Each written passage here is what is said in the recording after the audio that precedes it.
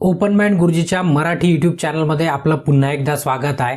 तर आजच्या क्लासमध्ये जे आपली इलेक्ट्रिशियन सेकंड इयर ट्रेड करिता इलेक्ट्रिशियन MCQ ची सिरीज चाललेली होती, जे की निम्मीने 550 MCQ दिले आहे, जे हिंदी आणि इंग्लिशमध्ये होते, पण आपण त्याला इंग्लिश आणि मराठीमध्ये कन्वर्ट केले आणि क्लास पण आपला इंग्लिश प्लस मराठीमध्ये आहे।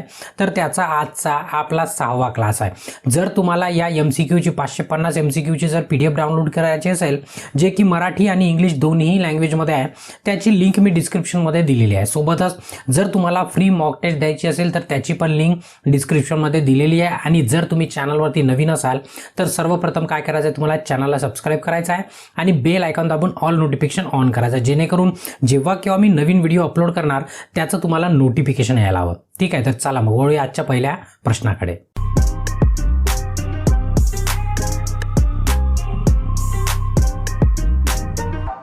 तर आजचा आपला 6वा क्लास आहे आणि त्यामध्ये आपण क्वेश्चन्स बघणार आहे DC मोटर या चॅप्टरचे, जो की आपला दुसरा चॅप्टर आणि ऑलरेडी आपला पहिला चॅप्टर झालेला आहे। आणि आजच्या या 6व्या क्लासमध्ये आपला DC मोटर हा चॅप्टर सुद्धा इथे कंप्लीट होऊन जाईल आणि या म्हणजे आज त्याचे न्यूमेरिकल पूर्ण कव्हर होऊन जाईल। ठीक आहे, तर आजचा जर पहिला प्रश्न बघितला तर त्याचा नंबर 100 आहे।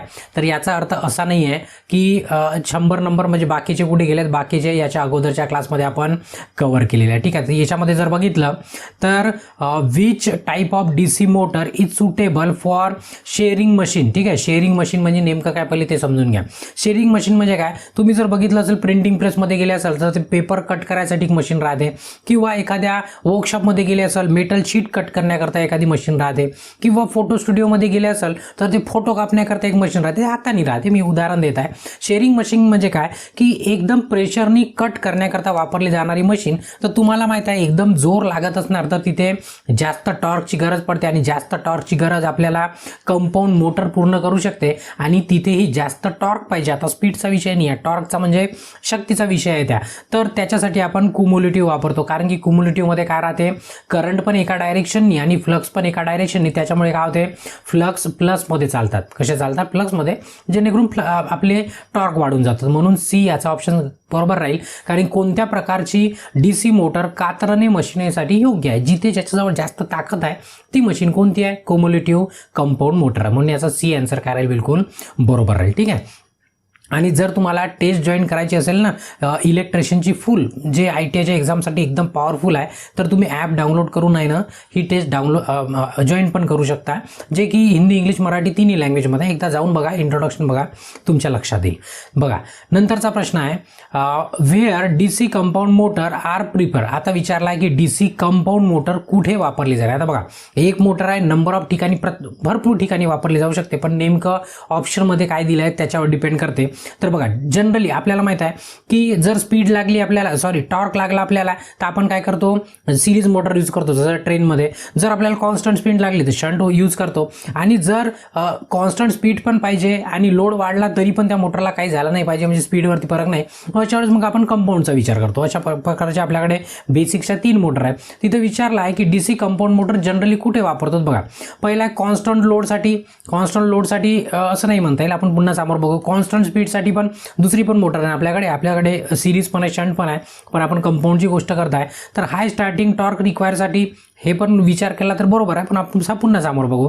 Constant speed under varying load हे ऑप्शन बिलकुल परफेक्ट राहू शकते। म्हणजे बाकीच्या मोटरमध्ये काय होईल की इथं लोड जर वाढलं तर त्याची स्पीड काय होईल, कमी होईल, पण आपल्याजवळ जे DC कंपाऊंड मोटर आहे तिची खास गोष्ट अशी आहे की तिचं स्पीड कॉन्स्टंट राहते, जरी लोड वाढलं थोडंसं फ्लक्च्युएशन होते, पण ते त्याला नाही सारखं म्हणतो आपण। जसं DC शंट मोटर पण कॉन्स्टंट स्पीड देते, पण लोड आलं की तिची स्पीड काय होऊन जाते, कमी होऊन जाते। म्हणजे त्या डोक्यावर वजन दिलं की ते तिची स्पीड आपोआप डाऊन होते, पण आपली जे कंपाऊंड मोटर आहे त्याची स्पीड काय होते, कॉन्स्टंट स्पीडने फिरते। म्हणून प्रश्नामध्ये जे विचारलं आहे की DC कंपाऊंड मोटर प्राधान्य दिले जाते, कुठे प्राधान्य दिले जाते, जिथं आपल्याला विविध लोड, म्हणजे लोड काय होते चेंज होत राहतो थोड्या वेळाने, तिथे आपण काय करतो, या DC कंपाऊंड मोटरचा यूज करतो। म्हणून याचा D ऑप्शन काय राहील, बिलकुल बरोबर राहील। ठीक आहे, त्यानंतर आहे what is the necessity of starter in DC motor. आता तुम्हाला माहित आहे यापूर्वी पण मी सांगितलं होतं की स्टार्टरचं काम काय पडू शकते आपल्याला. स्टार्टर कशाचं काम आहे की जशी आपण मोटर लावली ते सुरुवातीला काय करते, खूप हेवी करंट ड्रॉ करते, खूप करंट घेते. त्याला रोखण्यासाठी जर ते म्हणजे कसं की खायला दिलं की पोट भरून खाऊन घेते, पोट फुटतपर्यंत खाऊन घेते. मग त्याच्यामुळं आपल्याला काय करावं लागेल, कंट्रोल करावं लागेल. म्हणजे सुरुवातीला थोडं थोडं द्यायचं, मग काय होईल त्याचं पोट फुटणार नाही त्या मोटरचं. तसंच करंट ते खूप सारी घेऊन घेते मोटर, तर मग त्याला आपण काय करतो, स्टार्टर लावतो सुरुवातीला, जेणेकरून त्यांनी जास्त घेतलं नाही पाहिजे. म्हणजेच काय, लिमिट फील्ड करंटला लिमिट नाही करत, फील्ड व्होल्टेजला पण नाही करत, स्पीड पण कंट्रोल नाही करत. आपण काय करतो, लिमिट द आर्मेचर करंट, म्हणजे आर्मेचरमध्ये जो जाणारा करंट आहे त्याला सुरुवातीला काय करतो, लिमिट करतो, मग नंतर नॉर्मली करंट चालला जातो. मग ठीक आहे, म्हणजे तिची स्पीड 70-80% वरती आल्यावरती. ते मग याचा डी ऑप्शन काय राहील, बिलकुल बरोबर राहील. त्यानंतर which type of instrument is use to test the armature winding. आता बघा, आर्मेचर वाइंडिंग टेस्ट करण्याची गोष्ट केली आहे. जर रेजिस्टन्स मोजायची गोष्ट केली असती तर आपला मेगर पण मोजू शकत होतो, मल्टीमीटरनी मोजू शकत होतो, ओ मीटरनी मोजू शकत होतो. पण इथं काय म्हटलं, टेस्ट. तर टेस्ट करणारा एकच इथं इन्स्ट्रुमेंट अवेलेबल आहे, ज्याचं नाव आहे ग्राउलर. ठीक आहे, या अगोदरच्या क्लासमध्ये पण आपण त्याची डायग्राम वगैरे बघितली होती आणि त्याला कव्हर केलं होतं आपण. ठीक आहे. Why the holding coil of 3-point starter is connected in series with shunt field winding. अभी देखा शंट फील्ड वर सोबत का बरं सिरीजमध्ये लावली राहते होल्डिंग कॉईल. पुन्हा मराठीमध्ये वाचून घेऊ. 3-point स्टार्टरची होल्डिंग कॉईल शंट फील्डच्या मालिकेत म्हणजे सिरीजमध्ये का बरं जोडली जाते. जसं मी तुम्हाला सांगितलं, हे जे होल्डिंग कॉईल आहे हे याच्यासोबतच का बरं जोडली जाते, फील्ड वाइंडिंग सोबत. तर तुम्हाला जर आठवत असेल ना, जवळपास सेम टू सेम प्रश्न याच्या अगोदर होऊन गेलेला आहे. याच्या अगोदर बिलकुल सेम प्रश्न होऊन गेला आहे. त्याच्यामध्ये जर बघितलं, protect the motor from high speed, म्हणजे मोटर काय होईल, एकदम हाय स्पीडवर जाण्यापासून काय करणार, रोखणार. आता हे कसं, तर तुम्हाला जर माहीत असणार की जर ही फील्ड ओपन झाली अचानक तर फ्लक्सेस का होऊन जाईल, झिरो होऊन जाईल. आणि फ्लक्स झिरो झाला तर बॅक EMF पण का होऊन जाईल, झिरो होऊन जाईल.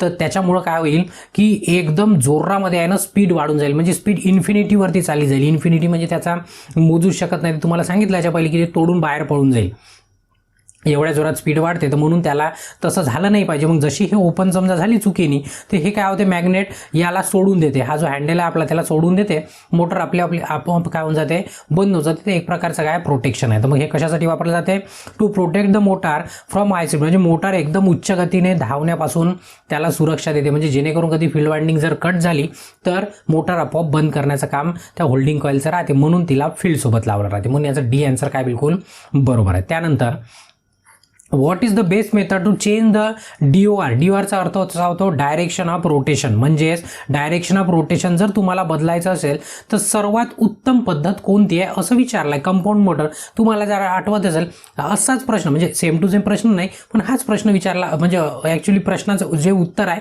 तो प्रश्न होता मागच्या वेळेस आणि जे प्रश्न आहे तो उत्तर होता मागच्या वेळेस. तर इथेही विचारला आहे की कंपाऊंड मोटरची जर आपल्याला स्पीड काय करायची आहे, स्पीडला डायरेक्शन ऑफ रोटेशन बदलवायचं, म्हणजे मी तुम्हाला आठवत असणार की असं फिरताय त्याला असं फिरवायचं आहे, तर फक्त आणि फक्त आपण काय करू, त्याचं सप्लायचा डायरेक्शन चेंज करू. काय करू, सप्लायचा डायरेक्शन चेंज करू, जेणेकरून त्याची बाकीची प्रॉपर्टी कॅरेक्टरिस्टिक्स बदलली नाही पाहिजे म्हणून. तर इथं मग ऑप्शन बघाल, change the armature current direction, म्हणजे आर्मेचर करंटमध्ये जो करंट चालला आहे त्याची दिशा का करून देऊ, आपण बदलवून देऊ, जेणेकरून त्याची डायरेक्शन ऑफ रोटेशन बदलणार पण त्याच्या पॅरामीटरवरती काही फरक पडणार नाही. तर बाकीचं फील्ड करंट पण नाही, फील्ड आणि शंट याच्या दोघात नाही, फक्त कशाचा, आर्मेचरचा करंट आपण चेंज करू. म्हणजे याचा हे ऑप्शन काय राहील, बिलकुल बरोबर राहील. त्यानंतर what is the purpose of no voltage coil. NVC म्हणजे काय होतो, नो व्होल्टेज कॉईल होतो, connected in the series with the field of 3-point starter. आता बघितलं ना, सेम जो प्रश्न आता 1-2 प्रश्न अगोदर आला होता की हे जे फील्ड आहे हे नो व्होल्ट कॉईल सोबत NVC काय लिहिला, NVC म्हणजेच काय, नो व्होल्ट कॉईल सोबत सिरीजमध्ये काय लावलं राहतं. मी आता रिझन सांगितलं काय होतं, to prevent the increasing speed, म्हणजे काय की अति वेग वाढू नये त्याच्यासाठी त्याला सिरीजमध्ये लावलं राहते, जेणेकरून हे जर कटला फील्ड वाइंडिंग तर हे काय करते, मॅग्नेटची सर्किट डिस्कनेक्ट होतो आणि आपोआप काय होतं, आपली मोटार स्टॉप पोझिशनमध्ये चालली जाते, म्हणजे आपलं जेणेकरून नुकसान होत नाही. म्हणून तिला काय केलं जाते की NVCचा उद्देश 3-point स्टार्टरमध्ये फील्डच्या मागे जोडलेला असतो, फील्डच्या मालिकेत म्हणजे सिरीजमध्ये जोडलेला असतो. त्याचं कारण हे की ते एकदम स्पीडनी पळू नये म्हणून. ठीक आहे, याचं डी आन्सर काय होतं, बिलकुल बरोबर होतं. त्यानंतर which type of DC motor is use for sudden application of heavy load. आत्ताच आपण डिस्कशन केलं कंपाऊंड मोटरबद्दल की त्याच्यावर एकदम सडन लोड जरी आलं तरी त्याच्यामध्ये असं काही खास फरक पडत नाहीत. प्रश्नात तेच विचारला आहे की अचानक जड भार म्हणजेच लोड टाकण्यासाठी कोणत्या प्रकारची डीसी मोटर वापरली जाते. तर कोणती वापरली जाते? कंपाऊंड मोटर वापरली जाते. पुन्हा प्रश्न आला की कंपाऊंडची डिफरन्शियल वापरायची आहे की क्युम्युलेटिव्ह वापरायची आहे. तर लक्षात ठेवायचं आपल्याला काय करायचं आहे, क्युम्युलेटिव्ह वापरायची आहे. म्हणजेच आपल्याला डी ऑप्शन काय राहील, बिलकुल बरोबर राहील. काऊन क्युम्युलेटिव्ह होते याच्या पहिले आपण डिस्कस केलेलं आहे. आता विचार करून बघा का बरं तर. ठीक आहे. Which speed control method is use in food mixer. आता विचारला आहे फूड मिक्सर जे आपल्या घरी राहते, फूड मिक्सर जे म्हणतो ना आपण किचनमध्ये वापरतो, तुमच्या मम्मी किंवा तुमची ताई असेल जे कोणी असणार घरी. ठीक आहे. तर त्याला फूड मिक्सरमध्ये विचारला आहे की कोणती मोटर वापरली जाते. तर सॉरी इथं नाही, स्पीड कंट्रोल करण्याकरता कोणती मेथड वापरली जाते असं मोटर नाही विचारलेली आहे. ठीक आहे. अन्न मिश्रण म्हणजेच त्याला फूड मिक्सर म्हणतो आपण. मोटरमध्ये वेग नियंत्रण पद्धत कशा पद्धतीने केली जाते. तुम्हाला जर माहीत असेल जुन्या पद्धतीत एक रेग्युलेटर होतं, फॅनची स्पीड कमी जास्त करायचं. त्याच्यामध्ये काय करत होते की टॅपिंग राहत होते आतमध्ये, म्हणजे इतकी कॉईल किंवा मग इतकं रेजिस्टन्स, मग कमी रेजिस्टन्स कमी जास्त करता येतं फिरवून. तसंच सेम मेकॅनिझम टॅपिंगची मेकॅनिझम तुम्ही बघितलं तर तुमच्या फूड मिक्सरमध्ये राहते. तर इथं हेच विचारलं आहे की कोणतं स्पीड कंट्रोल आहे. तर बघा, व्होल्टेज कंट्रोल पण नाही आहे, फील्ड डायव्हर्टर पण नाही आहे, आर्मेचर डायव्हर्टर पण नाही आहे. याला सिरीज फील्ड टॅपिंग मेथड म्हटलं जाते. म्हणजे काय केलं जाते की त्याला टॅप केलं जाते, म्हणजे त्याला करंटचा कमी जास्त म्हणजे जे प्रवाह आहे त्याला कमी जास्त कंट्रोल करतो आपण बटन फिरवून. ठीक आहे. तर त्याला काय म्हटलं जाते, टॅपिंग फील्ड मेथड म्हटलं जाते. म्हणजे फील्डमध्ये जो जाणारा करंट आहे त्याला फील्डला आपण कट करून त्याला वापरतो, म्हणून त्याचं नाव आहे tapping field method, series tapping field method. ठीक आहे. म्हणजे मालिका म्हणजे सिरीज होते. ठीक आहे. टॅपिंग फील्ड मेथड पद्धत. तर याचा डी आन्सर काय बिलकुल बरोबर आहे. त्यानंतर which speed control system provide a smooth variation of speed from. बघा आता इथं काय म्हणताय, 0 पासनं अबव नॉर्मल पर्यंत. आता बघा मी याच्या पहिले उदाहरण दिलं होतं, पुन्हा तेच उदाहरण देता की जर आपल्या मोटरची स्पीड 1000 RPM आहे, आपल्याला जर खाली करायचं असेल तर आपल्याला म्हणजे कमी करायचं झालं तर आपण आर्मेचर कंट्रोल वापरत होतो, आणि 1000च्या वर जर न्यायचं असेल तर फील्ड कंट्रोल वापरत होतो, आणि जर दोन्ही पाहिजे असेल तर मग आपण काय करतो, वर्ल्ड लेनॉर्ड पद्धत वापरतो. इथं तेच म्हटलं आहे की तुम्हाला 0 पासनं एकदम जास्तपर्यंत जर स्पीड करायची असणार, म्हणजेच त्याचा अर्थ हाच झाला की तुम्हाला खाली पण करायची आहे, स्पीड वरती पण करायची आहे. मग त्याच्यासाठी कोणती वेग नियंत्रण प्रणाली 0 ते सामान्यपेक्षा जास्त, तर ते कोणती मेथड आहे, वर्ल्ड लेनार्ड मेथड आहे. ते तुम्हाला लक्षात ठेवायचं आहे, आणि वारंवार पण मी सांगितलं आहे, कारण की याच्या पहिले असाच प्रश्न गेला आहे, फक्त वेगळ्या पद्धतीने विचारला होता. ठीक आहे. त्याचा डी आन्सर बिलकुल बरोबर होतं. त्यानंतर what is the purpose of tap in winding. अभि वाइंडिंगमध्ये टॅपचं काम काय हे विचारलं आहे. वाइंडिंगमध्ये सॉरी टॅप नाही आहे, काय टेप्स आहे, मी टॅप वाचलं. टेप्सचं काम काय. आता टेप म्हणजे काय की जसं आपण इन्सुलेशन करतो ना, जसं आपण जॉईंट वगैरे मारतो तिथं त्याच्यासाठी टेप वापरतो, तसा सेम टू सेम आहे ना, आपली जी वाइंडिंग राहते त्याला पकडायसाठी जसं दोरीनं पण बांधलं जाते. जनरल जर तुम्ही वाइंडिंगच्या दुकानात बघितलं दोरीनं पण बांधतो, परंतु आपण काय करतो, जनरली स्टँडर्ड पद्धत आहे की जे त्याचे एंडिंग पॉईंट राहते किंवा जे बाकी पूर्ण एका ठिकाणी येणार राहते एंड पॉईंट, त्याला काय करतो, एका टेपनी काय करतो, एका जागी घट्ट बांधण्याकरता वापरतो आपण त्याला. कशाला, टॅप्सला. टेप, त्याला ॲक्च्युली टेप म्हणू आपण.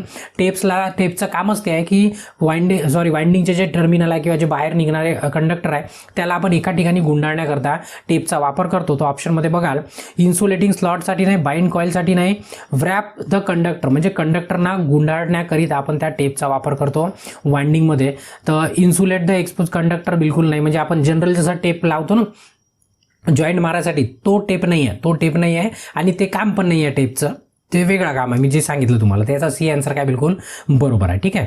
त्यानंतर आहे which type of DC armature winding the front pitch is greater than back pitch. आता बघा हे आहे ना वाइंडिंगचा विषय आहे, कशाचा विषय आहे, वाइंडिंगचा. तर प्रश्नामध्ये हे म्हटलं आहे की जर कोणत्या प्रकारची DC आर्मेचर वाइंडिंग आहे ज्यामध्ये बघा जे वाइंडिंग राहते ना, जसं कॉईल राहते, या कॉईलचं कसं राहते, एक सामोरचं डिस्टन्स राहते आणि पुन्हा दुसरी वाइंडिंग राहिली की त्याच्या मागचं डिस्टन्स राहते. म्हणजे एक फ्रंट पिच म्हणते त्याला. पिच म्हणजे तुम्हाला माहिती आहे, जसं क्रिकेट खेळताना पिच राहते ना, पर्टिक्युलर एक इथून तर इथपर्यंतचं डिस्टन्स त्याला आपण काय म्हणतो, पिच म्हणतो. तसंच वाइंडिंगचं पण राहते. तर समोरच्या पिचमधला तो अँगल आणि मागच्या दुसऱ्या वाइंडिंग सोबतचा अँगल, तर या एक फ्रंट पिच राहते, एक बॅक राहते. तर त्या डिटेलमध्ये नाही जाईल, खूप मोठा विषय आहे तो वाइंडिंगचा.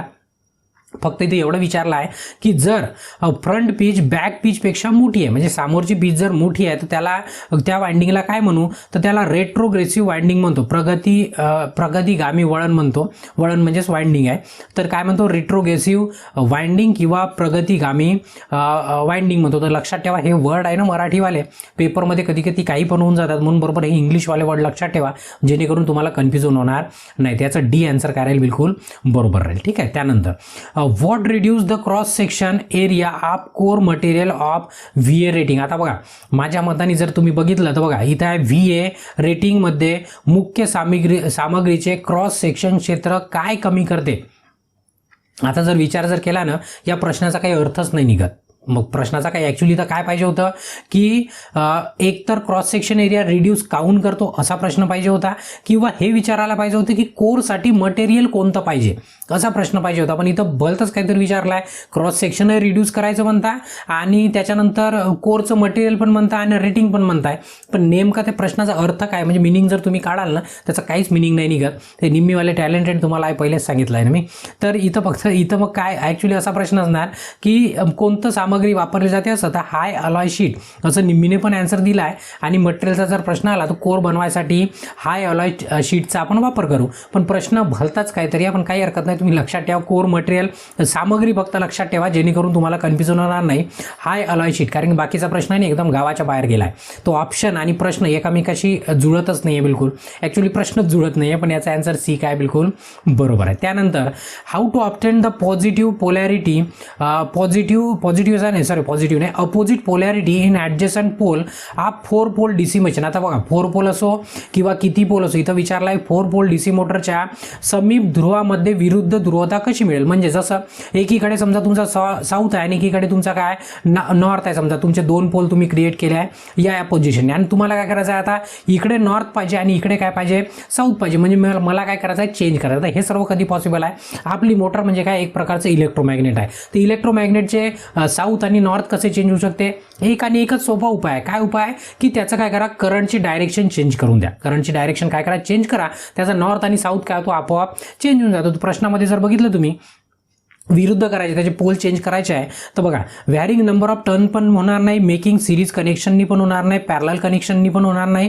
पण making the current flow in different direction, म्हणजेच विद्युत प्रवाह वेगळ्या दिशेने जर वळवला आपण तर त्याचे पोल काय होऊ शकते चेंज होऊ शकते. प्रश्न तेच विचारलं होतं, म्हणजे आपला डी काय बिलकुल बरोबर आहे. ठीक आहे. त्यानंतर what is the operation in the rewinding process. आता तुम्ही जर इथं बघितलं हे काय आपलं हे एक प्रकारचं म्हणजे आउटर कोर आहे आपलं कशाचं स्टेटर वाइंडिंगचं, त्याच्यामध्ये स्लॉट्स राहतात, त्या स्लॉट्समध्ये काय राहते वाइंडिंग. आता याच्यामध्ये आहे ना वेजेस फसलेले राहते, वेजेस काय राहते फसलेले राहते, म्हणजे वाइंडिंगचे तुकडे आता रिवाइंडिंग करायचे असले त्याला साफ करायचं राहते. साफ करण्यावरता तुम्ही काय करता, एक मेटलची स्ट्रीप घेता आणि त्याला ठोकता. तर त्याला तेच विचारलं आहे की काय करताय, तर तुम्ही काय करता रिमूव्ह वेजेस, म्हणजे तुम्ही त्याच्यामध्ये जे फसलेले तुकडे ताकडे आहेत ते काय करता बाहेर काढण्याकरता त्याला काय करता ठोकून काढता. म्हणून त्याला या प्रोसेसचं नाव काय रिमूव्हिंग ऑफ वेज, म्हणजे पचार काढून टाकणे. पचार म्हणजेच आपलं काय ते तुकडे ताकडे शिल्लक राहिलेले आहेत त्याला बाहेर काढणे, म्हणजेच काय म्हणतो रिमूव्ह वेजिंग, म्हणजे वेज म्हणजेच तुकडे ताकडे लक्षात ठेवा. ठीक आहे.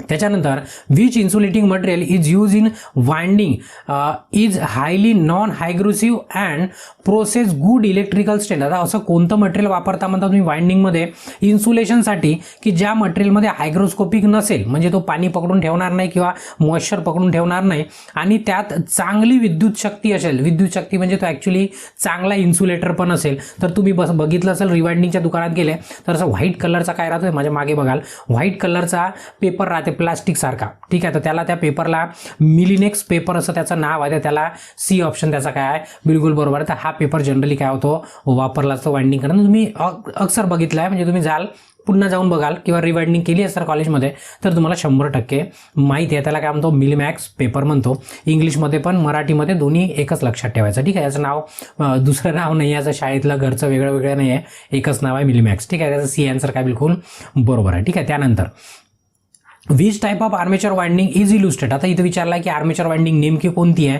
तर तुम्ही बघाल तर इथून काय होत आहे वाइंडिंग निघली आली बरोबर दुसऱ्या स्लॉटमध्ये गेली, म्हणजे हा पहिला स्लॉट, हा दुसरा स्लॉट, तिसरा स्लॉट.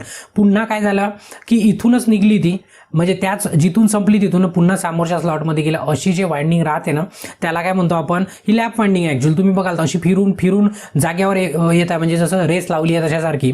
तर फिरून फिरून एकाच ठिकाणी येत आहे ती, फिरली की पुन्हा वापस. तर याला काय म्हणतो आपण, लॅप म्हणतो. पण आता तुम्ही जर बघितलं त्याच्यामध्ये गॅप नाही, बरोबर कंटिन्यू पूर्ण स्लॉट घेत आहे, 1 2 3 असे. त्याला प्रोग्रेसिव्ह लॅप वाइंडिंग असं म्हटलं जातं, प्रगतिशील लॅप वळण असं म्हटलं जातं या वाइंडिंगला. तर याचा सी ऑप्शन काय बिलकुल बरोबर आहे. त्यानंतर आता न्यूमेरिकल आहे, तुम्हाला सांगायची गरज नाही आहे. न्यूमेरिकल मी इथे सांगणार नाही, पण निम्मीच्या हिशोबाने याचा 6 आन्सर आहे असं निम्मीचं म्हणणं आहे. तर तुम्हाला काय करायचं आहे, याचे ओपन माइंड गुरुजीवरती ऑलरेडी न्यूमेरिकल सॉल्व्ह केलेले आहे, फर्स्ट इयर आणि सेकंड इयर दोन्ही पण वेगळे वेगळे. तर ते जाऊन बघा, एकदम व्यवस्थितपणे सांगितले आहे, म्हणजे समजणार अशा पद्धतीत. फक्त ते हिंदीमध्ये आहे, ठीक आहे. त्याच्यानंतर which type of test is illustrated for the armature after rewound, म्हणजे आर्मेचरची रिवाइंडिंग झाली आहे आणि हे तुम्हाला माहिती आहे याला ग्राउरल म्हणतो, ठीक आहे. हा एक्सटर्नल आहे आणि हे तुमचं आर्मेचर ठेवला आहे आणि त्याच्यावरती आहे ना हॅक्सा ब्लेडची एक फ्रेम ठेवली आहे. तर याला नेमकी कोणती टेस्ट करतात, त्याला शॉर्टेड कॉईल टेस्ट म्हणतात. आता तुम्हाला सांगितलं की ओपन कॉईल पण टेस्ट याच्यावरती होऊ शकते, ग्राउंडिंग टेस्ट पण होऊ शकते, व्होल्टेज ड्रॉप सोडून द्या. या तीनही मतलब ए बी आणि डी या तीनही टेस्ट इथे होऊ शकते. पण इथे नेमकी टेस्ट कोणती होत आहे, प्रत्येक मी सांगितलं की व्होल्टमीटर लावलं, ग्राउंडिंग टेस्ट वेगळी आहे, शॉर्ट सर्किट टेस्ट वेगळी आहे. तर इथं काय करताय की इथे शॉर्ट सर्किटवाली टेस्ट करताय. तर शॉर्ट सर्किट म्हणजे हेक्साब्लेड ठेवला की इकडून याला सप्लाय दिला आणि ह्या जर आपलं हेक्साब्लेड फडफडायला लागला तर समजा तर शॉर्ट सर्किट आहे, नाही फडफडत आहे म्हणजे सर्व ओके आहे असं त्याचा अर्थ होते. पण आपल्याला सध्या त्याचं काही करायचं नाही आहे, फक्त एवढंच की ही टेस्ट जे दिसत आहे कशाची आहे, जर याच्यावरती असा ब्लेड ठेवला असेल हेक्साब्लेड तर ती आहे शॉर्ट कॉईल टेस्ट म्हणतो आपण त्याला. काय म्हणतो, शॉर्ट कॉईल टेस्ट. म्हणजे त्याचा बी आन्सर काय बिलकुल बरोबर आहे, ठीक आहे. त्यानंतर why the newly rewind armature must be preheated before the varnish. आता तुम्हाला हे विचारताय की नवीन रिवाइंडिंग आर्मेचर वार्निश करण्यापूर्वी गरम का केले जातं. बघा तुम्ही रिवाइंडिंग करता, तुम्ही जर बघितलं असणार तर काय करते, रिवाइंडिंग झाल्यानंतर जर वाइंडिंगच्या दुकानामध्ये गेले तर तो काय करते, त्यांनी त्या मशीनच्या आतमध्ये आहे ना मोठा लाईट लावून ठेवून देते, तो पिवळ्या कलरचा जास्त पॉवरचा, म्हणजे जेणेकरून तिथं गरमी होईल. गरमी झाला की काय होईल, त्याच्यामध्ये जे मॉइश्चर आहे, मॉइश्चर म्हणजे आपण त्याला काय म्हणू, पाण्याचे थेंब राहते ना, ते बारीक बारीक जे न दिसणारी सूक्ष्म, त्याला काय म्हणू आपण, आर्द्रता म्हणू. काय म्हणू, आर्द्रता. तर ते पकडून राहते, तर ते दिसत नाही डोळ्याने. तर ते काढायसाठी काय करते, एक तर गरम हवा सोडणार किंवा त्याला मग उन्हेमध्ये ठेवणार किंवा मग त्याला काय करू, गरम एकदम हाय टेम्परेचरमध्ये ठेवू, जेणेकरून त्याच्यातलं मॉइश्चर काय होईल, चाललं जाईल आणि मग आपण त्याच्यावर काय करतो, वॉर्निशचं त्याच्यावरती इन्सुलेशन करतो, ठीक आहे. तर कशासाठी करतो, drive out the moisture from it, म्हणजे त्यातून ओलावा बाहेर काढण्याकरता आपण त्याला काय करतो, गरम करतो. त्याच्यानंतर गरम म्हणजे ताव्यावर गरम नाही करायचं आहे, ठीक आहे, गरम करण्याची पद्धत सांगितली मी. त्याच्यानंतर काय करतो आपण, वॉर्निश टाकतो. तर मग याचं ए आन्सर काय बिलकुल बरोबर आहे, ठीक आहे. त्यानंतर how the direction of rotation of DC compound motor is change, ठीक आहे. आता सेम डीसी मोटरचं कंपाऊंड सेम तुम्ही जर बघितलं, तिसऱ्यांदा हा प्रश्न आलाय, म्हणजे एवढी टॅलेंटेड आहे की यांना हे समजत नाही की एकच प्रश्न आपण 3दा टाकत आहे म्हणून. इथं विचारला आहे की डीसी कंपाऊंड मोटरची दिशा बदलवण्यासाठी तुम्ही काय कराल, तर change in the direction armature current, आर्मेचरच्या करंटची दिशा काय करणार, आपण बदलून देईल. तर याला जास्त सांगायची गरज नाही आहे, कारण की हा प्रश्न काय झाला आहे, तिसऱ्यांदा रिपीट झाला आहे या चॅप्टरमध्ये. त्यानंतर what is the effect of DC shunt motor, DC shunt मोटरचा इफेक्ट काय होईल, जर if the supply terminal are interchange, जर तुम्ही सप्लायचा टर्मिनल जर इंटरचेंज केलं, जसं आत्ताचा प्रश्न काय होता की जर टर्मिनल तुम्ही इंटरचेंज केले फक्त आर्मेचरचे, तुम्हाला माहिती आहे 2 वाइंडिंग राहते, कोणती, एक आर्मेचर वाइंडिंग राहते आणि एक काय राहते, फील्ड वाइंडिंग. तर हे दोन्ही एक तर सिरीजमध्ये राहील किंवा पॅरललमध्ये राहील, तर मोटर कोणती आहे त्याच्यावर डिपेंड करते. पण जर तुम्ही डायरेक्ट टर्मिनलच चेंज करून टाकले पूर्ण, तर दोन्ही वाइंडिंगचे टर्मिनल चेंज होत आहे, त्याच्यामुळे त्याच्या डायरेक्शन ऑफ रोटेशनवरती काहीच फरक पडणार नाही, म्हणजे तो ज्या डायरेक्शनने फिरत होता त्याच डायरेक्शन फिरणार. पण जर फक्त दोघांपैकी जर एकाचा चेंज केला असं जर म्हटलं तर त्याची डायरेक्शन काय होऊ शकते, बदलू शकते. पण इथं प्रश्नामध्ये काय म्हटलं आहे, डिसिजन मोटर पुरवठा टर्मिनल काय केले, अदलाबदली केले, तर पूर्ण मोटरची काय होईल, टर्मिनल चेंज होईल दोघांचे, तर डायरेक्शनमध्ये काही फरक पडणार नाही. म्हणजे run in motor in same direction, म्हणजे त्याच दिशेने ते काय करेल, धावेल किंवा चालू होईल, ठीक आहे. त्यानंतरचा प्रश्न आहे what is speed if the field winding of DC shunt motor is open. आताच मी सांगितलं की फील्ड वाइंडिंग जर ओपन झाली तर तिची स्पीड काय होते, एकदम अनंतपणे वाढून जाते. म्हणून आपण काय करतो, जी आपली लो व्होल्टेज कॉईल होती तो त्या सिरीजमध्ये लावतो फील्डच्या, जेणेकरून जर फील्ड कॉईल ओपन झाली तर आपली मोटर एकदम जोरात पळू नये म्हणून. तर काय होईल, मोटरचं जर फील्ड वाइंडिंग लिहिली तर रन व्हेरी हाय स्पीड, म्हणजे ही काय होईल, खूप जोरात फिरायला लागेल आणि ते पूर्ण घर तोडून ते बाहेर पळून जाईल. तर मग आपलं नुकसानच नुकसान आहे. ठीक आहे, म्हणून याचं डी आन्सर काय बिलकुल बरोबर आहे. त्यानंतर what is the reason for reduction in speed of DC motor from no load to full load. म्हणजे इथं विचारलं आहे की रिझन काय, त्या तिची स्पीड काय होत आहे, नो लोडपासून फुल लोडपर्यंत कमी कमी होत चालली आहे. तर लक्षात ठेवा की आर्मेचर फील्ड करंट इंक्रीज नाही होता है, शंट फील्ड करंट पण डिक्रीज पण नाही होता है, आर्मेचर व्होल्टेज ड्रॉप इंक्रीज होता है. बिलकुल बरोबर. काय होता है की लोड आपण काय करता, हळूहळू वाढवत चाललो, त्याची स्पीड काय होतं, हळूहळू कमी होत चाललो, कारण तिथे जो व्होल्टेज ड्रॉप होणार आहे कशामध्ये, आर्मेचरमध्ये काय होतं, त्याचा मग रेजिस्टन्स वाढत जातो, व्होल्टेज त्याचा ड्रॉप वाढत जातो, त्याच्यामुळे स्पीड काय होत जाते, त्याची कमी होत जाते. म्हणजे याचा सी ऑप्शन काय बिलकुल बरोबर आहे. नंतरचा प्रश्न आहे, which winding fault is determined by the test. आता तुम्ही जर बघितलं ना, सेम टू सेम जर बघितलं, दोन टर्मिनल इथे कनेक्ट आहे. मी तुम्हाला डायग्राम पण मी झूम करून एकदम क्लिअर वाली दाखवली होती. हे काय होतं, ओपन कॉईल फॉल्ट होतं. हे ग्राउलर आहे, तुम्हाला माहित आहे, आणि इथे शॉर्ट कॉईल पण होते, ओपन कॉईल पण होते,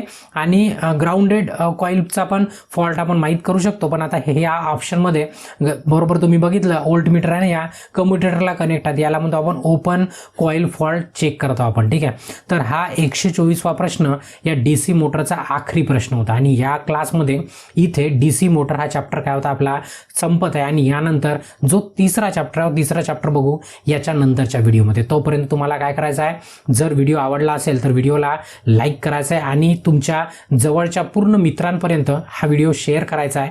आणि जर तुम्हाला काही कमेंट किंवा डाऊट असतील तर तुम्हाला कमेंट करायचं आहे. आणि अजूनपर्यंत जर तुम्ही चॅनलला सबस्क्राईब नसेल केलं तर चॅनलला सबस्क्राईब करा आणि याच्यानंतरचे नेक्स्ट क्वेश्चन बघण्याकरता नेक्स्ट व्हिडिओवरती क्लिक करून बघू शकता. तोपर्यंत ब्रेक घेतो. धन्यवाद. जय महाराष्ट्र.